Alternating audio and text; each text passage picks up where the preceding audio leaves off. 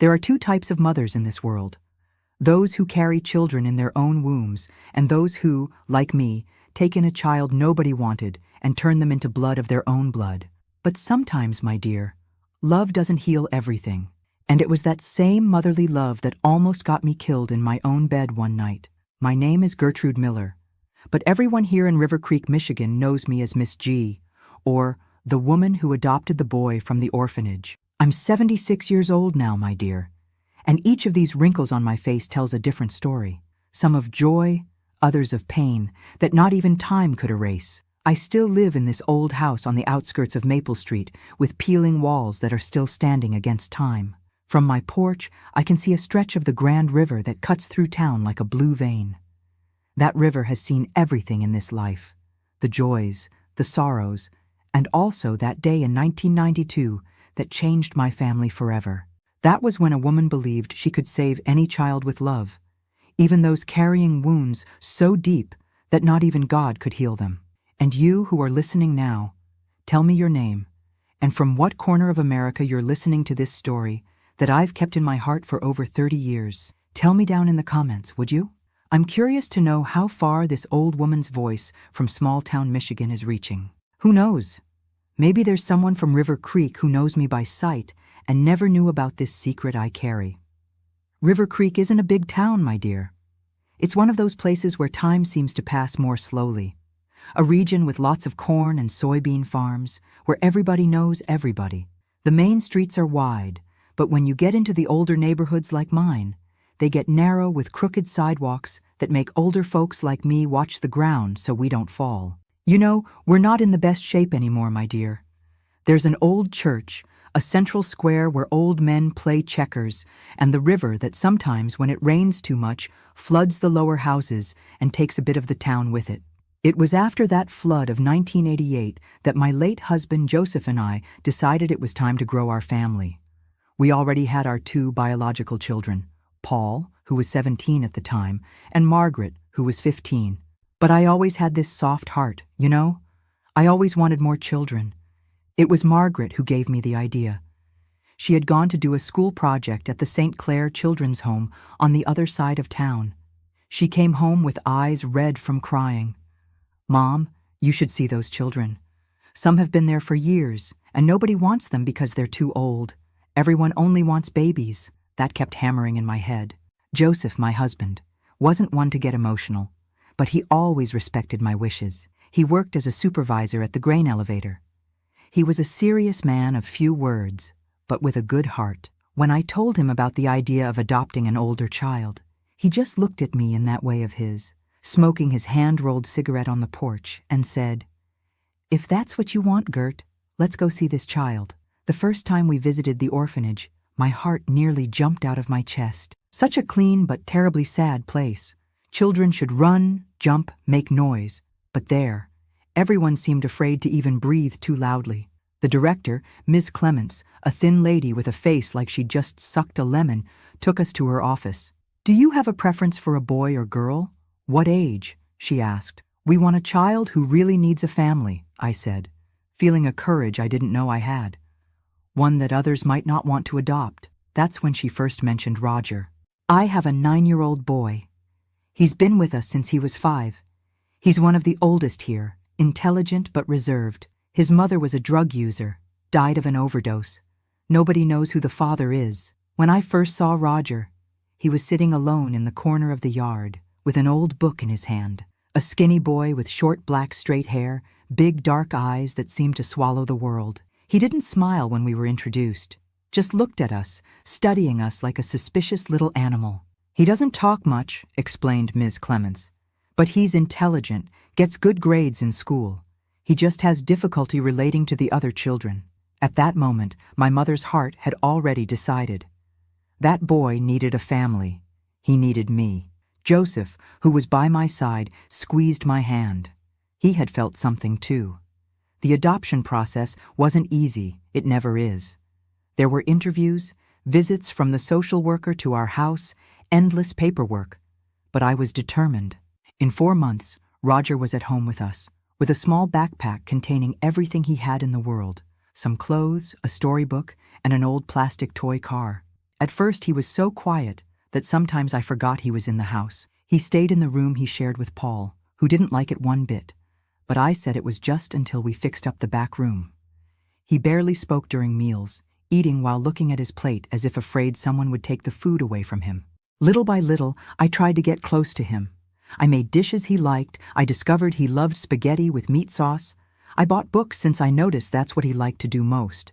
I sat next to him in the living room while he watched TV. In the beginning, he would shrink away when I came near, as if expecting something bad. It broke my heart to see that. The first time he smiled at me was when he had been with us for a month. I had made a chocolate cake to celebrate, with a little candle. Kind of a silly idea, but I wanted to mark the date. 1 month of our Roger in the family, I said.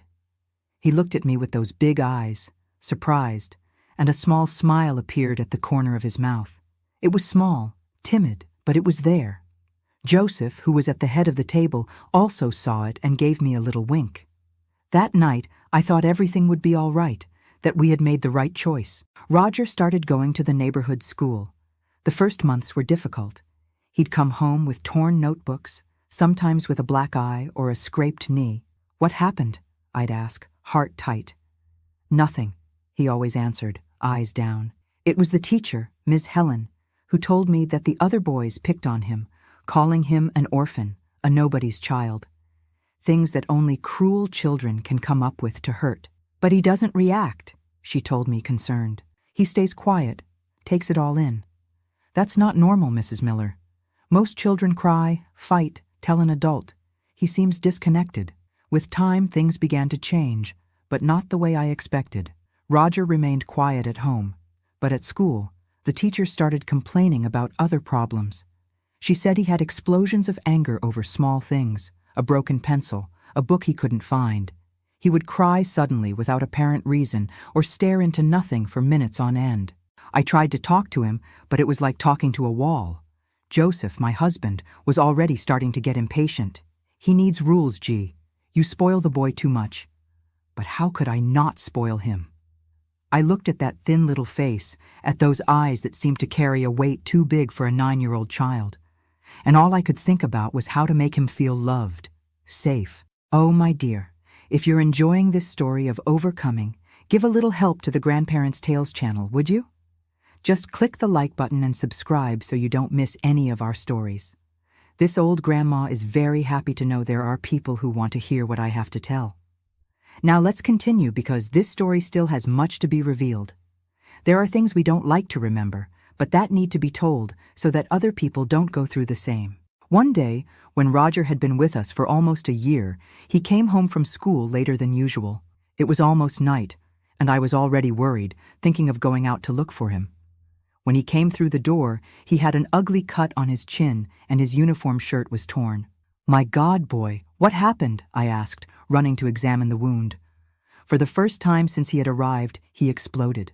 He threw his backpack on the floor with such force that the books scattered across the entire living room. "They said you only adopted me because you get money from the government. They said nobody would really want an old boy like me." I was speechless for a few seconds, watching that boy who was always so controlled, finally releasing the anger he kept inside. Then, without thinking twice, I hugged him tight. At first, he went stiff as a board. Then slowly, he relaxed until he began to cry. Such a deep, suffering cry that seemed to come from deep inside his soul. "You are my son," I said, my voice trembling with emotion. "My son of the heart, and there's no government money, there's love. You're a Miller now, and nobody's going to take you away from us." That night seemed like a turning point, as if something inside him had broken and allowed us to finally enter. He began to talk more during dinner, to tell us about school, to ask questions about the family. Joseph also got closer, teaching him how to fix things around the house, to fish in the river on weekends. How wrong I was, my dear. How blind we can be when we want to believe in something too much. Because what I didn't know was that this was just the beginning of a story that would become increasingly difficult, and that would end in a night that would change our family forever. You know, my dear, there's something I only learned after I got old. Sometimes our love is like a blindfold over our eyes. It makes us ignore what's right in front of us, those signs that destiny sends warning that something is wrong, happening under our own roof. When Roger turned 11, he had been with us for almost 2 years. It seemed like things were finally getting on track. The boy had grown a few inches, had gained some weight. He was no longer that skinny child who arrived with the small backpack and frightened eyes. At school, his grades were good, not excellent like in the beginning, but he maintained an average. The teachers no longer sent notes complaining about strange behavior. And he had even made 2 friends in the neighborhood, Tony and Mark, who sometimes came to play at our house. It was around this time that my Paul, the oldest son, married Louise and moved to Detroit. Margaret also left home to study nursing in Chicago. Suddenly, it was just me, Joseph, and Roger in that house that before seemed so cramped and now became too big. I wonder if that's what messed with the boy's head, seeing the siblings leave, even though they had never been very close. Maybe he felt like he was being abandoned again. The first things I began to notice were small but strange, objects in the house that disappeared and appeared in different places. Scissors that were kept in the kitchen drawer and ended up under his bed. A wall clock that disappeared for days and then returned to the same place. Once, my silver rosary that I got from my late mother disappeared for a whole week. I looked everywhere. I even prayed to Saint Anthony, patron of lost things. When I had already lost hope, I found it wrapped inside a sock at the bottom of Roger's drawer. "Why did you take my rosary, son?" I asked, trying to show irritation. He looked at me in that empty way that sometimes gave me chills. "I didn't take anything. Someone must have put it there." Joseph didn't have the same patience as I did. "You can't lie, boy. If you took it, you have to own up. We don't raise children to be liars." That was the first time I saw him look at Joseph with real anger. A hard look, too adult for an 11-year-old boy. Then he left, slamming the door to his room, and spent the rest of the day not speaking to us. I also began to notice that Roger spent a lot of time alone. Joseph bought him a video game for his 12th birthday, saved for months to be able to give this present. But instead of playing the normal things that boys his age played, he spent hours locked in his room with games I didn't really understand. Once I entered suddenly to bring a snack, and the game he was playing seemed too violent. There was blood on the screen, horrible things. He closed everything the moment he saw me. "What game is that, Roger?" I asked, putting the plate with cake on the small table. "Nothing, Mom. It's just an adventure game." I talked to Joseph about this, but he said I was exaggerating. "Boys that age just like that stuff. Action, fighting. You protect the kid too much, Gert. He has to learn to be a man." Sometimes Roger took longer than normal to return from school. He said he had stayed in the library studying or that he had gone to a friend's house. I believed him for a good while, until the day the school coordinator called our house asking about Roger, who had been absent for 3 days in a row. "What do you mean absent?" "He leaves every day in uniform with his backpack," I answered, feeling the blood freeze in my veins. "Mrs. Miller, your son hasn't shown up here for 3 days. I thought he might be sick. When he came home that day at the normal time, as if he had come from school, I confronted him first. He denied it, said the school had made a mistake. When I showed him the note from the coordinator, he changed his story. Yes, he had gone to school, but some boys were bullying him. So he decided to skip class. "Why didn't you tell me, son? I could have helped you, talked to the administration."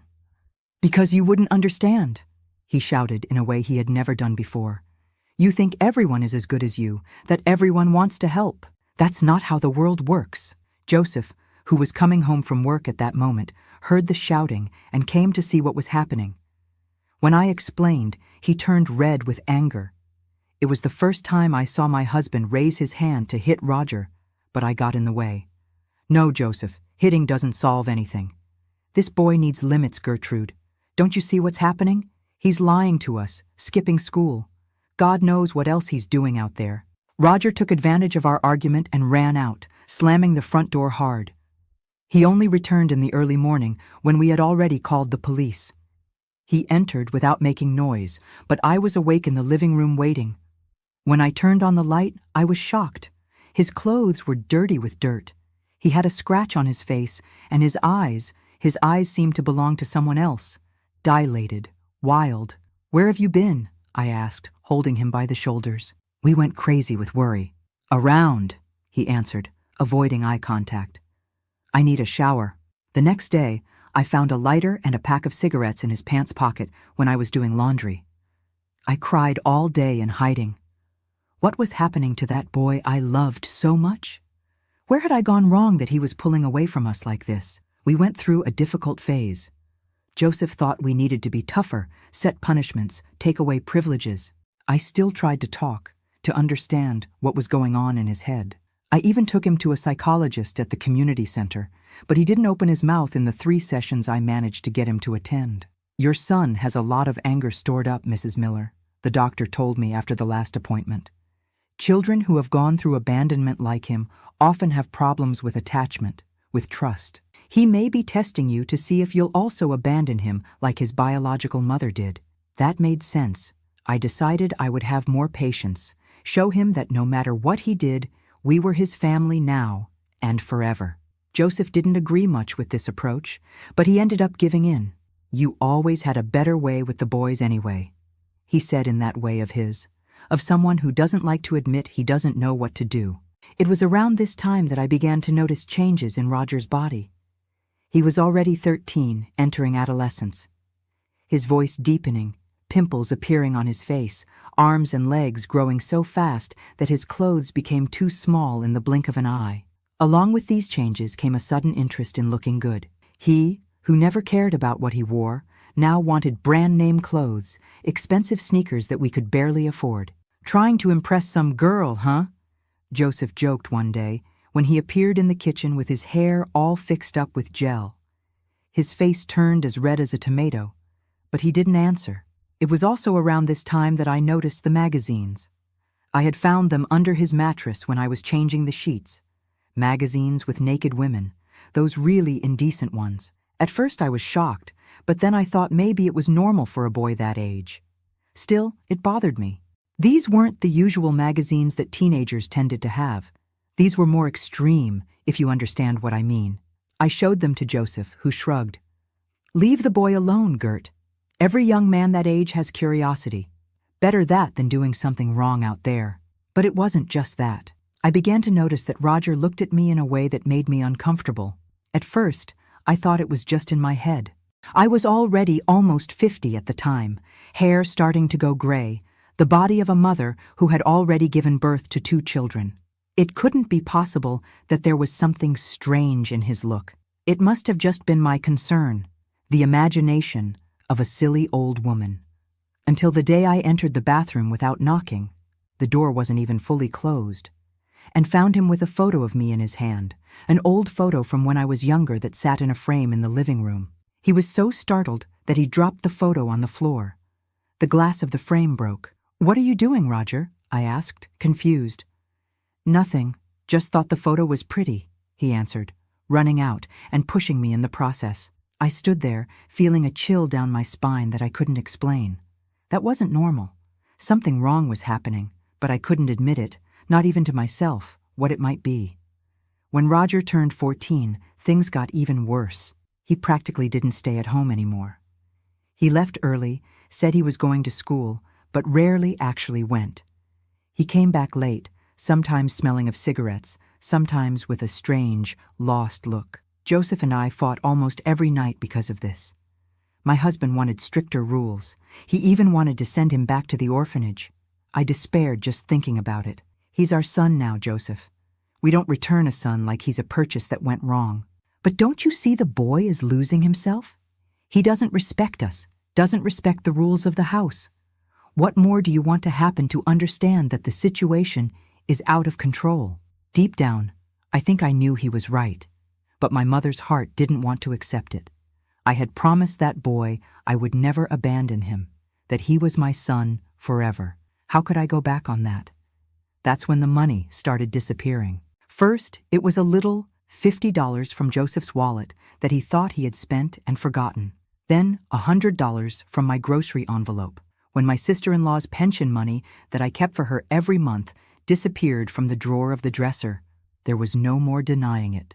I confronted Roger one afternoon when he came home. It was already 1994. He was 15. And that skinny, scared boy had transformed into a tall, strong young man with a look that alternated between empty and defiant. Did you take Aunt Clara's money? I asked directly, without beating around the bush. What money? He answered, throwing his backpack on the sofa and going straight to the refrigerator. You know very well what money. $400 that were in my drawer, your Aunt Clara's pension money that I keep for her. He turned to me with a can of soda in his hand, and for the first time I saw a smile that frightened me. A cold, mocking smile. And if I did take it, what are you going to do? I was speechless for a few seconds. That wasn't my Roger. It wasn't the boy I had raised with so much love over the last 6 years. It was a stranger in front of me using my son's body. Why are you doing this, son? If you needed money, you just had to ask. We don't have much, but we always find a way. I'm not your son, he interrupted, with a voice so cold it seemed adult. I never was. You're the one who made up this whole story in your head. Those words were like a stab in the chest. I felt my legs weaken. I had to lean on the table to avoid falling. The tears came without me being able to control them. Don't talk like that, Roger. I love you like a son. Yes, from the very first day. Love, he laughed. That strange laugh that didn't seem like his. Love doesn't exist, Mommy dearest. People just want to use each other. Just like you and Joseph used me to pretend you're the good Samaritans, the saviors of the orphan boy. He passed by me and went to his room, leaving me there, destroyed by those words. What had happened to him? What had I done wrong? Where was that sweet boy who, despite all the problems, had moments of affection, of gratitude? That day I cried like I had never cried before. Joseph found me like that when he came home from work. And just by looking at me, he knew something serious had happened. After I told him everything, my husband was silent for a long time, smoking one cigarette after another on the porch. When he finally spoke, his voice was tired. He needs professional help, Gert. The kind of help we can't give. Maybe we should look for a specialized institution. No, I screamed, desperate. We're not going to abandon him. He's just confused, lost. It's adolescence. It will pass. Joseph shook his head with that expression of someone who knew more than he said. My husband was always a man of few words, but of much observation. There's something wrong with him, Gertrude. Something beyond being a teenager, beyond having been abandoned. There's something broken inside that boy, something that maybe not even all our love can fix. That night, I couldn't sleep. I lay thinking about everything that had happened in the last few years. The small signs I had ignored, the behavior changes, the strange looks, the increasingly bigger lies. Was Joseph right? Was there something in Roger that went beyond what we could understand or help? What I didn't know was that in just a few weeks, I would have the answer in the worst possible way. An answer that would come on a night that would change everything, that would break our family in a way that could never be repaired. You know, my dear, there's an old saying that you only truly know a person when you share the same roof. And that's what happened with Roger. The more time he spent in our house, the more I felt like there was a stranger living with us, not my son. In the winter of 1994, things started getting even stranger. Roger was already 15, with a man's body, deep voice. But his head seemed to belong to someone I didn't know. There were days when he would come home and be that affectionate boy I had met at the orphanage. He would ask for my blessing, help Joseph fix something in the yard, do his school homework. In those hours, my heart would fill with hope. I thought everything would get better, that it was just a difficult phase. But there were other days. My God, how to explain? It was as if he were another person. He would arrive with red eyes, a different walk, a closed face, and lock himself in his room for hours. If I or Joseph tried to talk, he would explode in anger, slam doors, break things. Once he threw his plate of food against the wall just because I asked him to turn down the volume of the music.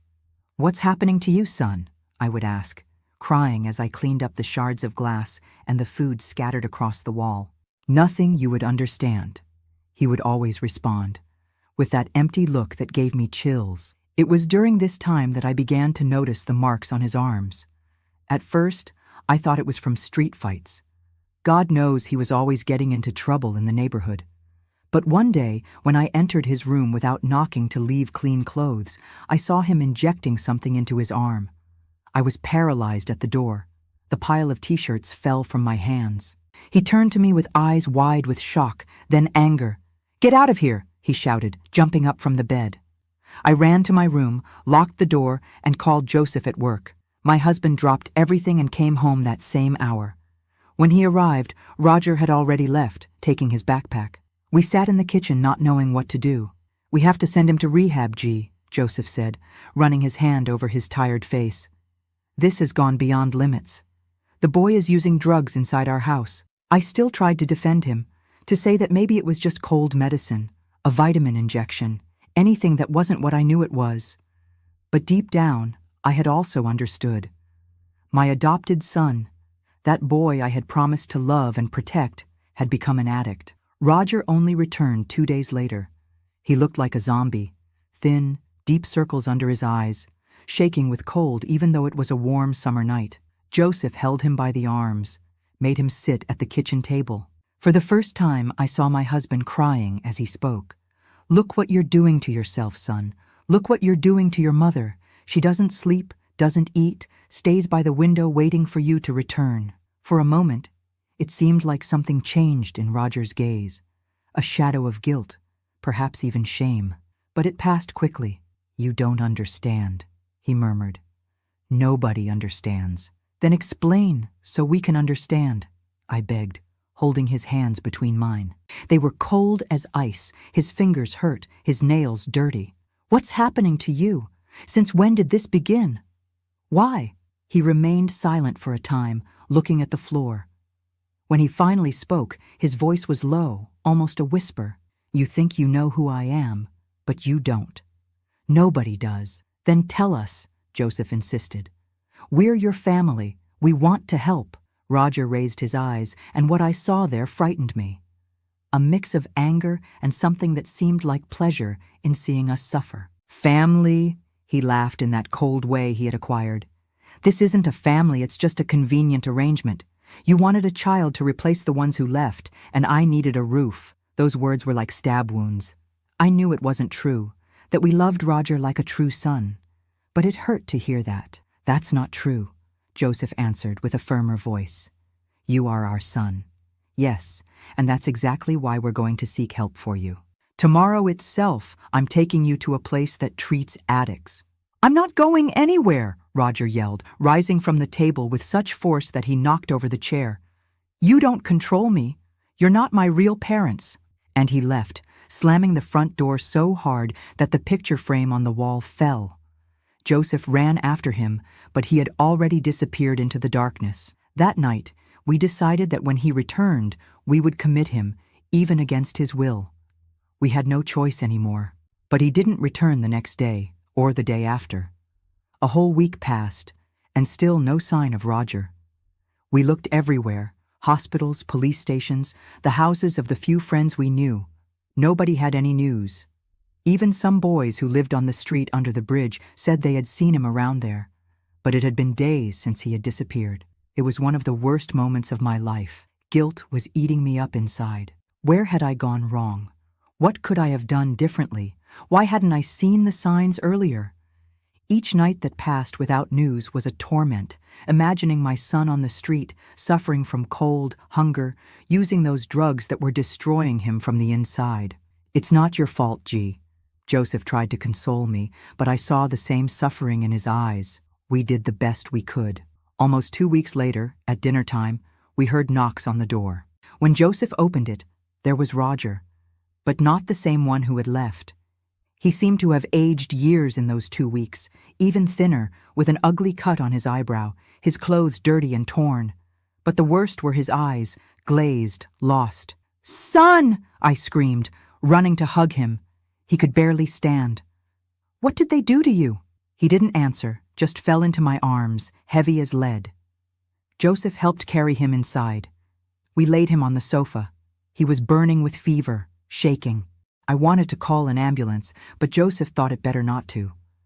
If they discover he's using drugs, they'll call the police. It could make the situation worse. We'll take care of him here.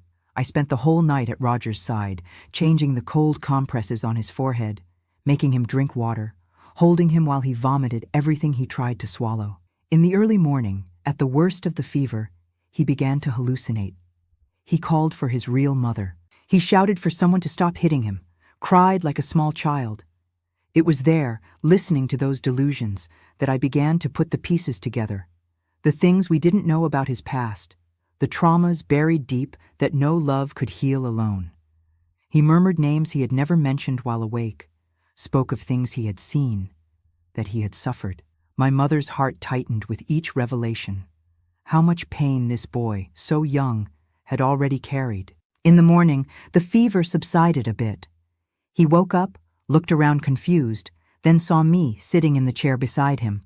"Mom," he called, with a voice that seemed again like that 9-year-old boy who had arrived home with a small backpack. "You're still here." "I'm here, son," I answered, holding his hand. "I won't leave your side." For a moment, I saw a tear roll down his face. For the first time in a long time, he really seemed like the Roger I knew, not that stranger who had taken over his body. "I'm sorry," he whispered. I didn't want to hurt you." "I know, son, I know. But now we're going to help you. Everything will be all right." How wrong I was, my dear. Things would never be all right again, because what I didn't know was that that moment of lucidity, of repentance, was just a pause before the storm that would come, a storm that would change our lives forever. During the days that followed, we cared for Roger at home.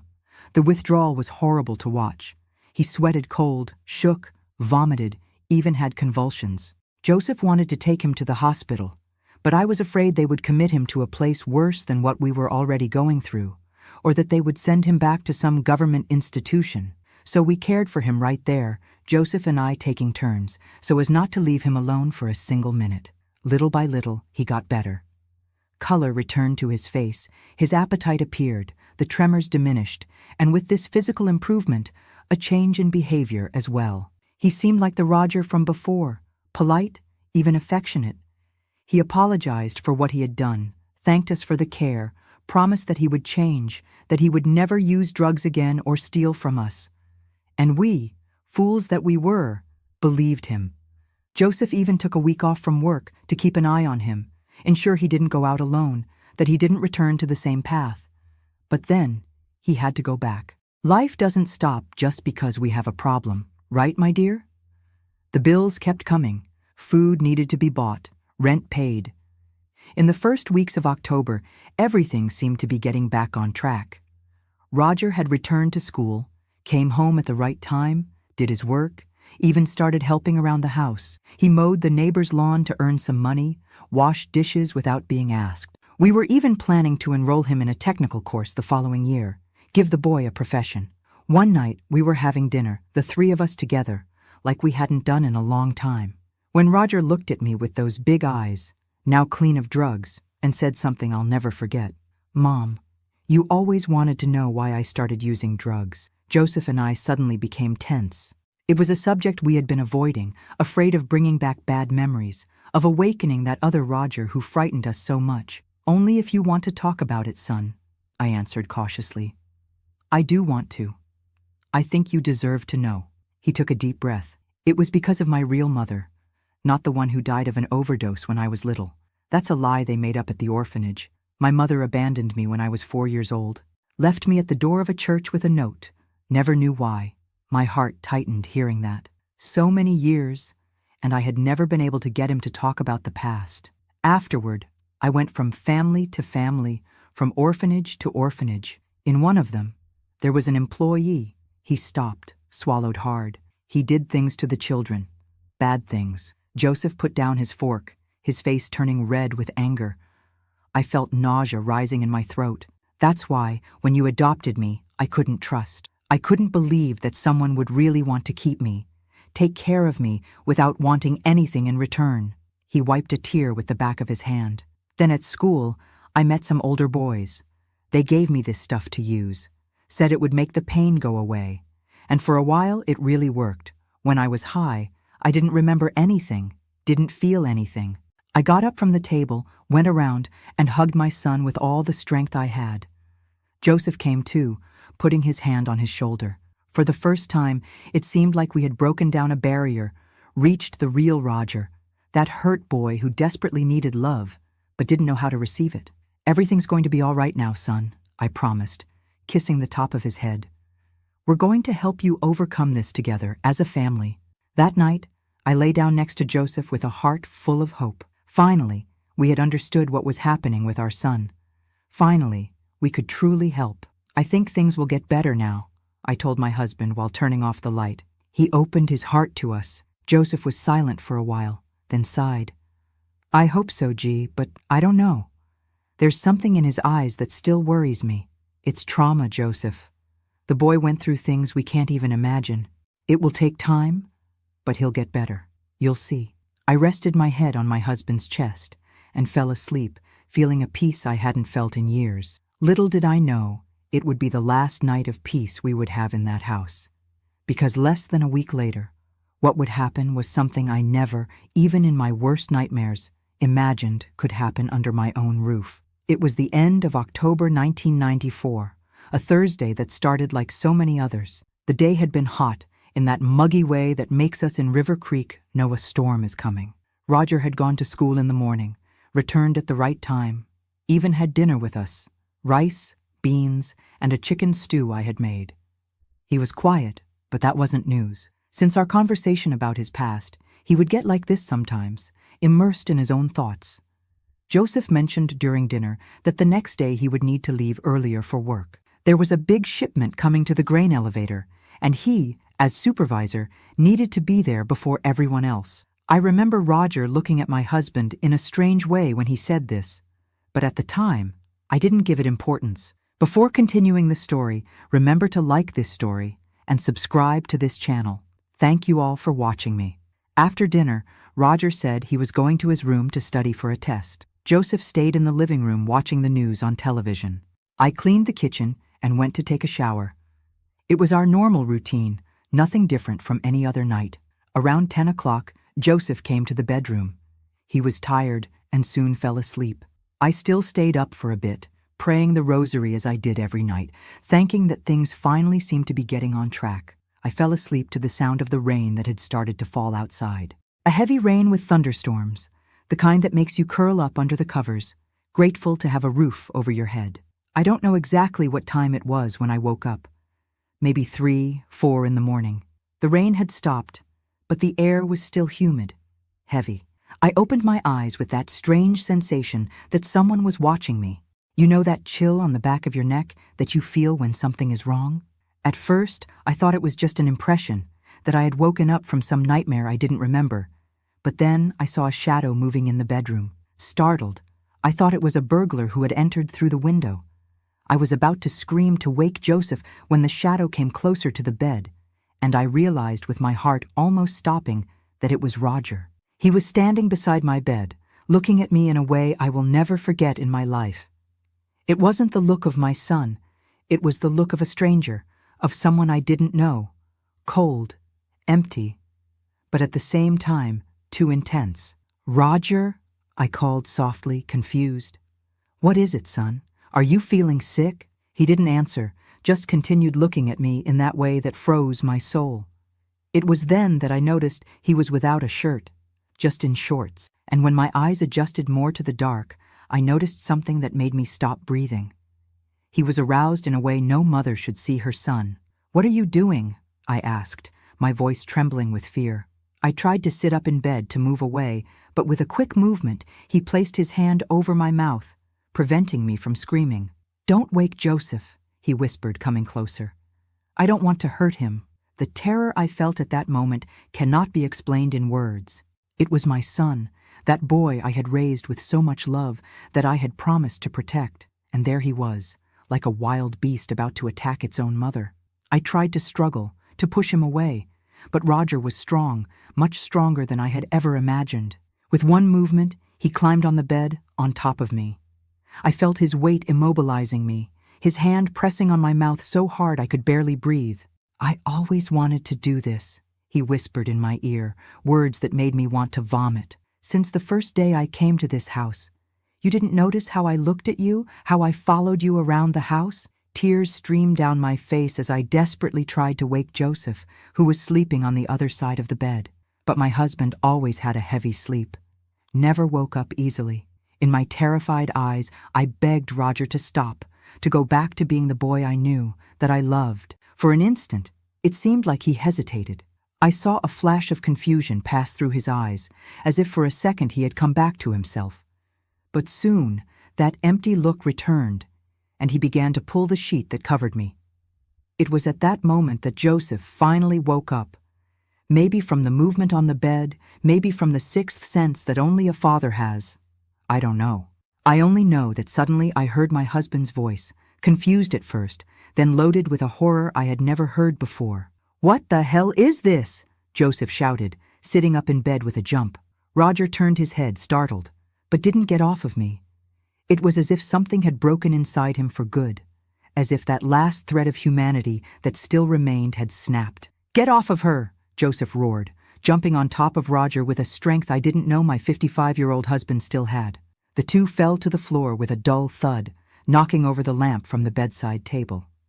I heard screams, sounds of struggle, things breaking. I turned on the bedroom light with trembling hands and saw a scene I will never forget. Joseph and Roger rolling on the floor, my husband trying to immobilize our son, who was thrashing like a wild animal. "Call the police!" Joseph shouted to me while trying to hold Roger's arms. "Go, Gertrude, call the police!" But I was paralyzed in shock, unable to believe what was happening. How had we reached that point? How had the boy I had promised to love and protect transformed into that monster? With a sudden movement, Roger managed to break free from Joseph. I saw my son grab something from the floor, the broken lamp, and before I could shout a warning, he hit my husband's head with all his might. Joseph fell backward, a trickle of blood running down his forehead. He wasn't unconscious, but too dazed to react. Roger stood up, looking from his father to me with a smile that didn't seem human. "See what you made me do?" he said, pointing to Joseph bleeding on the floor. "If you had stayed quiet, none of this needed to happen." That voice wasn't the voice of my Roger. It was the voice of someone or something that had taken over him. At that moment, an instinct I didn't know I had awakened inside me. I jumped from the bed, ran past Roger, and managed to get out to the hallway. "Help!" I screamed, running toward the front door. "Someone help me!" Roger came after me, but stumbled on the furniture in the dark living room. I managed to reach the door, unlock it with trembling fingers, and run out into the street, still in my nightgown. The night was cold and damp after the rain, but I barely felt the cold. I just ran. Ran like I had never run before, screaming for help. It was Mr. Arnold, our neighbor from across the street, who came out first. Then Mrs. Louise from the house next door. Soon there were half a dozen neighbors in the street, confused, frightened by the woman in a nightgown, screaming in desperation in the middle of the night. "My son! My husband! Please, someone call the police!" Mr. Arnold and his oldest son, a strong young man who worked as a security guard, ran to our house. Roger had disappeared, jumped over the back fence, we discovered later. Joseph was sitting on the living room sofa, holding a cloth against the cut on his forehead, pale and trembling. The police arrived almost half an hour later. In those days, in a small town, things took longer. Sheriff Oswald knew our family for years. He couldn't believe it when we told him what had happened. "Are you sure, Mrs. Miller?" "Roger, that quiet boy. How do you explain to someone that your own son, who you raised for 6 years, had tried?" I couldn't even say the word. "How do you admit that that boy, who everyone saw as shy and polite, hid a side that not even we, who lived under the same roof, completely knew?" They searched the entire town, but Roger had vanished. Joseph was taken to the small River Creek hospital where they gave him some stitches on his forehead and prescribed tranquilizers for both of us. When we returned home in the morning, it looked like a hurricane had passed through. Broken furniture, glass all over the floor, blood stains on the bedroom carpet. But the worst wasn't the physical mess. It was the feeling that something had been irreparably destroyed. Our family, our trust, our sense of security. For days, I couldn't sleep properly. Every noise in the night made me jump from the bed, thinking it was him returning. Joseph, my husband, always so strong, was also destroyed. It wasn't just the physical wound, it was the wound in his soul. The feeling that we had failed as parents, that we hadn't been able to see the evil growing under our own roof. 3 days passed without news, until one afternoon the phone rang. It was Sheriff Oswald. "Mrs. Miller, We found Roger. My heart raced. For a moment, that maternal instinct that never completely dies took over me, and I could only think if he was okay, if he was hurt. Where? How is he? There was a silence on the other end of the line, and then the sheriff's grave voice. He's alive, but he's not well, Mrs. Miller. We found him in an abandoned house near the train station. He had used a lot of drugs. Seems like he tried to kill himself. The world seemed to stop for an instant. Despite everything that had happened, he was my son, the boy I had promised never to abandon. We took him to the hospital first, the sheriff continued. Then he'll be transferred to the psychiatric hospital in Grand Rapids. The doctors think he has serious mental problems beyond the chemical dependency. I don't know how I finished that call, nor how I managed to tell Joseph what had happened. I only know that same afternoon, we went to visit Roger in the hospital. He was handcuffed to the bed, sedated, his eyes half closed. He didn't seem to recognize us. Or maybe he was pretending. I remember holding his hand, cold and lifeless, and crying until I had no more tears. "Why, son?" I asked, even knowing there would be no answer. "Why?" The next day, he was transferred to the psychiatric hospital. We were authorized to visit him a week later. It was a sad place, with white peeling walls, full of people with lost gazes wandering the corridors. A doctor received us before the visit, a young man with deep circles under his eyes and already thinning hair. "Your son has a complex condition," he explained, leafing through a folder. "Schizophrenia, antisocial personality disorder, besides the chemical dependency. He probably already had these problems when you adopted him, but they were manifesting gradually, aggravated by the drug use." I remained silent, absorbing those difficult words that tried to explain how our son had transformed into a stranger before our eyes. "Does he remember what he did?" Joseph asked, his voice hoarse. The doctor adjusted his glasses. "Yes and no. He alternates moments of lucidity in which he seems remorseful, with others in which he denies everything or says you deserved it.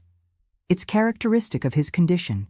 He can't maintain a coherent line of thought." When we finally entered the room where Roger was, I barely recognized my son. He had lost even more weight. His face was hollow, with deep circles under his eyes, his hair cut very short. He was sitting on the bed, looking out the barred window. "Son?" I called cautiously. He turned his head slowly. For an instant, I thought I saw a glimpse of the old Roger in those eyes, the frightened boy who had arrived at our house 6 years earlier. But soon that empty, distant look took over again. "What do you want here?" he asked, his voice monotonous, without emotion. "We came to see how you are," Joseph answered, keeping his distance. I noticed that my husband couldn't look at Roger the same way anymore. Something had broken forever between them. Roger gave a dry laugh, without humor. "Now it's too late to worry, don't you think?" "It's never too late, son," I said, still trying to reach some part of him that might be intact. "You're sick, but you'll get better." "And when I get better, what then?" he interrupted, his voice becoming more agitated. "I'll go back home? We'll be a happy family again after what I did?" I had no answer for that because, deep down, I knew it was true. Nothing would be the same again. Even if one day he got better, even if one day we could forgive, the scars would be permanent. That was the last time we saw Roger. A few weeks later, he was transferred to a custodial hospital in Detroit, a place for criminals with mental illness. The judge determined he would stay there for an indeterminate time until he was cured, if that ever happened. Joseph and I returned home to a life that seemed empty, meaningless. Our house, which had once been a place full of hope, now seemed haunted by memories. Every corner, every piece of furniture, every photograph on the wall told a different story, but they all ended the same painful way. We tried to move forward, but we were never the same. Joseph, my strong husband, who never showed weakness, began to drink more than normal. At night, I heard him walking around the house, checking the locks, looking under the beds, as if he still expected to find some monster hiding. I myself began to have terrible nightmares. I would wake up screaming in a cold sweat, and always the same question tormented me. How did we not see? How did we not realize there was something so wrong happening right under our noses? Were we so desperate to save that boy that we refused to see the signs? Today, sitting on this old porch, watching the grand river that continues to flow as if nothing had happened, I can look back with a bit more clarity. More than 30 years have passed since that terrible night. Time doesn't heal all wounds, as they say, but it teaches us to live with the scars. Joseph, my husband, passed away in 2003 from a heart attack. He was never the same after that night. He carried a guilt that wasn't his until his last day. "I should have noticed, G," he would say sometimes, usually after a few drinks. "I should have protected you." Our biological children, Paul and Margaret, tried to support us as best they could, but they lived far away. They had their own families, their own problems. And to be honest, I think they also felt a bit of guilt for not being there when everything happened, for having left their aging parents alone with that troubled boy. As for Roger, we received news of him from time to time through social services. I know he's still institutionalized after so many years. He had better periods, worse periods. In 2008, he was evaluated for possible release, but had a violent relapse and returned to intensive treatment. The last letter I received about him, about 2 years ago, said he was stable, medicated, participating in therapy activities, but he will never truly be free, neither from the institution nor from the demons he carries inside him. I didn't visit him anymore, not when Joseph died, not on important dates. Some might judge me for this, think that I abandoned my son when he needed me most, but the truth is that I couldn't look at him without reliving that night, without feeling that terror again. And yet, my dear, even after everything, I still feel a pain in my chest when I think of him. Not of the Roger from that terrible night, but of the 9-year-old boy with the big, frightened eyes, with the small backpack containing everything he had in the world. The boy who, for a brief period, was truly my son. With time, I learned some things I want to share with you. Maybe it will help some mother, some father who is going through a similar situation. God willing, it won't be as extreme as ours. First, I understood that love doesn't cure everything. We grow up hearing that a mother's love can move mountains, overcome any obstacle. It's not true. Some wounds are too deep. Some problems need professional help, medicine, serious treatment. Love is important, fundamental even, but it's not enough. Second, I learned to recognize signs. Today, when I see a young person with behavior similar to what Roger began to show, I feel a chill down my spine. The empty looks, the abrupt mood changes, the cruelty toward animals or weaker people, the increasingly bigger lies, the growing isolation.